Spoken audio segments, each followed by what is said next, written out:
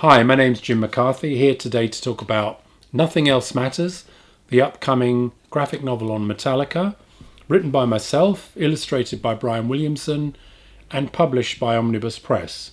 This was a slight departure from the other books that we've done, in the sense that it inhabits the hard rock arena. One of the things I was astonished by was just how unbelievably successful Metallica are and their ongoing career. It's very interesting to see somebody like Lars Ulrich, who's a very driven individual, and how, they came out of that thrash metal scene that existed around LA and the California scene in the early 80s. And again, there was a British connection with bands like Saxon and Diamond Head and those kind of bands that influenced the band directly.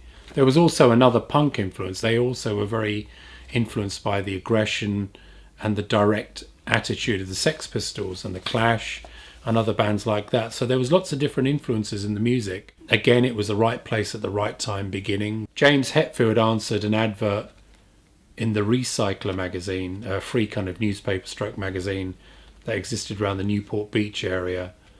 And they had a fortuitous meeting with Lars Ulrich. And it was fairly obvious from researching the book that they never thought that this was going to happen or that it was going to grow into anything like the unbelievably megalithic success that they've had, far outstripping their rivals, their contemporaries in every way, and having a career that's so full of longevity.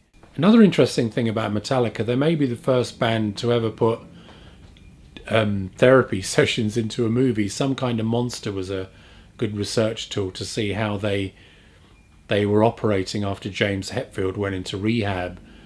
So from my point of view and from some of my own personal experience, it was quite interesting to inject some of the 12-step recovery aspects of American culture into their story, as Hetfield developed a serious drinking problem and then had to go into rehab to try and save himself and his marriage. And the rest of the band's reactions to him is outlined very interestingly in this movie, where they actually hire a therapist to come in and oversee sessions with them and the producer Bob Rock. So that film, Some Kind of Monster, was a very good research tool.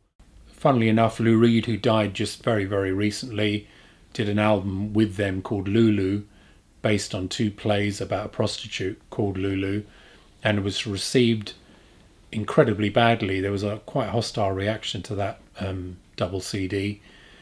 I find that it's interesting that a band at that stage of their career, after 25, 30 years into their career, can still take those kind of chances.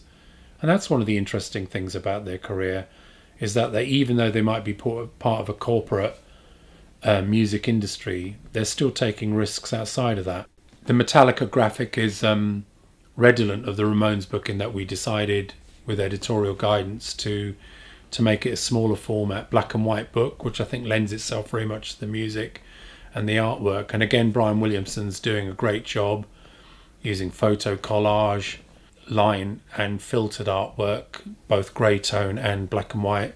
And again, it has an expansive kind of Californian vibe to it. It's got one thing I like about working with certain artists is that they're very adaptable, and I think Brian's artwork has really shown an adaptability from the last book to this, the last one being the Ramones. And this book has got a totally different feel to it.